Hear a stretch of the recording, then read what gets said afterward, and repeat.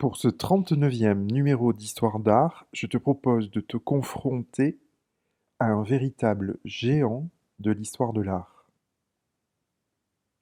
Comme d'habitude, commençons par présenter l'œuvre en nous appuyant sur les différents éléments d'information donnés par le cartel. Celui-ci nous indique que cette œuvre est une sculpture réalisée par l'artiste Michel-Ange. Elle s'intitule David. Elle a été réalisée entre 1501 et 1504. C'est une sculpture en marbre. Le marbre est une pierre. Elle mesure 4,34 m de haut, sans le socle. Le socle, c'est un support sur lequel est installée la sculpture. Et mesure 5,14 m avec le socle. Cette sculpture est exposée dans un musée italien, plus précisément de la ville de Florence, la galerie de l'Académie. Michel-Ange, de son vrai nom Michelangelo Buonarroti, est un artiste italien né en 1475 et mort en 1564 à l'âge de 89 ans. Avec Léonard de Vinci et Raphaël, il est considéré comme l'un des plus grands artistes de son époque. Même s'il a voyagé et travaillé dans de nombreuses villes italiennes, c'est surtout à Florence et à Rome qu'il a vécu. La sculpture a toujours été sa pratique artistique favorite. Il a d'ailleurs produit quelques chefs-d'œuvre incroyables, comme la Pietà, lorsqu'il n'avait que 24 ans. Pourtant, Michel-Ange est aussi un excellent peintre. Il a peint à lui tout seul, par exemple, pendant 4 ans, le plafond tout entier de la chapelle Sixtine à Rome. Mais c'est également un architecte particulièrement doué. Tu l'auras donc compris, on a affaire ici à un artiste monumental qu'on peut qualifier de génie. J'ai placé notre année sur la frise chronologique. Voilà où se situe sur la frise le David de Michel-Ange. C'était il y a plus de 500 ans. J'ai déjà eu l'occasion de te proposer de nombreux numéros d'histoire d'art sur des œuvres de la même période qu'on appelle la Renaissance, une période où de nombreux bouleversements scientifiques, artistiques, politiques, religieux ont eu lieu. Michel-Ange est donc l'un des acteurs principaux de cette révolution artistique.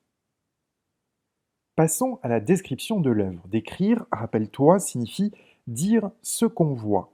Comme d'habitude, n'hésite pas à mettre la vidéo en pause pour t'entraîner à décrire précisément cette œuvre. Alors, c'est sûr qu'il n'est jamais simple de décrire une sculpture quand on ne la voit que par une photographie, puisqu'une sculpture, c'est une œuvre en 3 dimensions. Voilà donc, par exemple, des photos qui te permettront d'imaginer la taille réelle de l'œuvre.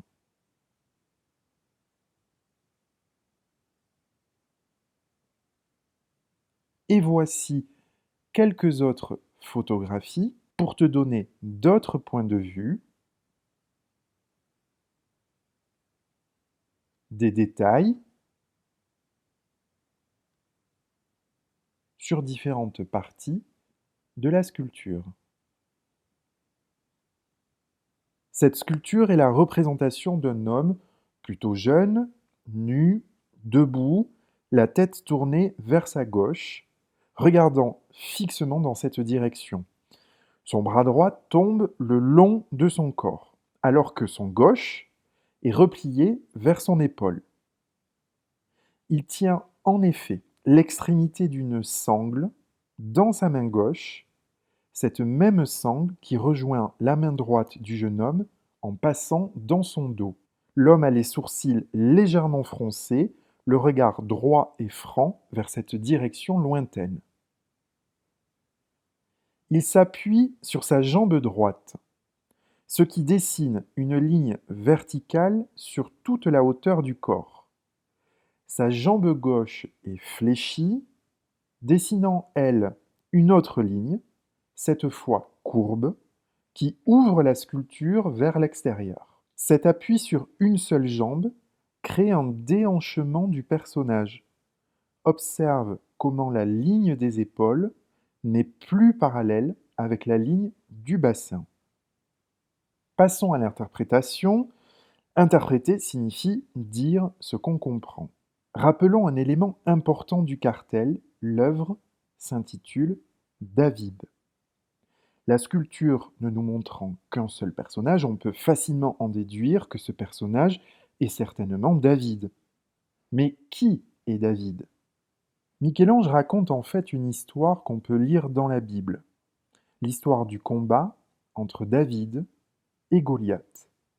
C'est une histoire très célèbre que des centaines d'artistes ont représentée. Cette histoire raconte comment David, un jeune berger, a réussi à vaincre le géant Goliath, un puissant colosse de près de 3 mètres de haut, qui venait ici provoquer le peuple de David. C'est avec une simple fronde que notre garçon réussit à envoyer une pierre droit dans la tête du géant qui s'écroula par terre. L'histoire se poursuit en précisant que David acheva l'ennemi en lui tranchant la tête avec une épée. Tu remarqueras que quasiment tous les artistes montrent David et Goliath. Si on ne voit pas Goliath, on voit au moins sa tête coupée par David après le combat. Or, Michel-Ange ne montre ici que David. Goliath a complètement disparu. Pourtant, ne trouves-tu pas qu'on peut facilement deviner où il se situe? Effectivement, le regard puissant du jeune homme est évidemment dirigé vers son ennemi. C'est un visage déterminé qu'on voit ici, d'un jeune homme calme et résolu à affronter Goliath, dont il n'a visiblement pas peur. C'est donc l'image de David avant le combat, dans toute la puissance tranquille de sa jeunesse, que Michel-Ange choisit de montrer. Dans l'histoire, c'est pourtant Goliath le géant. Mais ici, Michel-Ange transforme David en héros. Et il surplombe le monde de sa taille monumentale. Il est représenté nu par l'artiste, probablement pour nous exposer toute la pureté et la beauté du corps héroïque de David. D'ailleurs, Michel-Ange, par cette œuvre, vient de redéfinir complètement ce qu'est la beauté masculine. Passons à la conclusion de l'œuvre pour dire ce qu'on pense de cette sculpture. Je vais me permettre de te raconter rapidement l'histoire de la réalisation du David de Michel-Ange, car elle est quand même extraordinaire, comme est extraordinaire la sculpture elle-même. Au début de notre histoire, en 1501, les personnes qui s'occupent du chantier, de l'administration et du décor de l'immense cathédrale de Florence que tu peux voir ici, ces personnes commandent la sculpture d'un géant à Michel-Ange, alors âgé d'à peine 26 ans. Cette sculpture de géant devait décorer le haut d'un mur extérieur de la cathédrale. Michel-Ange accepte le contrat, qui est aussi un véritable défi puisque déjà 2 autres sculpteurs ont essayé de travailler l'énorme bloc de marbre choisi pour cette œuvre. Ils ont abandonné, se plaignant de la qualité médiocre de ce bloc de pierre. Les sculpteurs disaient qu'on ne pourrait rien en faire, rien en tirer. Michel-Ange, après les échecs de ces 2 artistes, récupère le même bloc de pierre et s'installe dans le plus grand secret dans un atelier à l'arrière de la cathédrale où personne n'aura le droit de venir le voir travailler.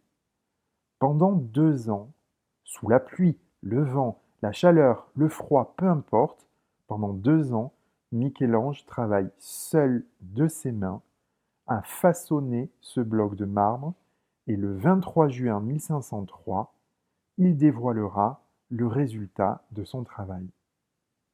Les gens en ont eu le souffle coupé. Jamais ils n'avaient vu quelque chose de pareil. La beauté de la sculpture, qui plus est, taillée dans un bloc de pierre soi-disant bon à jeter. Cette beauté a vite fait le tour de toute la ville, si bien que tout le monde venait s'émerveiller devant le David de Michel-Ange. Plus question alors d'installer cette œuvre en haut de la cathédrale. Personne ne la verrait. Et elle mérite d'être admirée de tous. D'ailleurs, ce David, fier et puissant, ne représente-t-il pas la ville de Florence, qui, elle aussi, a su résister aux autres villes, aux autres royaumes voisins, comme David a résisté au géant Goliath? Qu'à cela ne tienne, on réunit les plus grands artistes de Florence pour décider où installer le David de Michel-Ange. Autour de la table se tiennent Léonard de Vinci, Sandro Botticelli et bien d'autres fabuleux artistes pour décider de cet emplacement. La décision est prise, le David de Michel-Ange doit être installé au pied du Palazzo Vecchio, qui est le bâtiment du siège du gouvernement de Florence.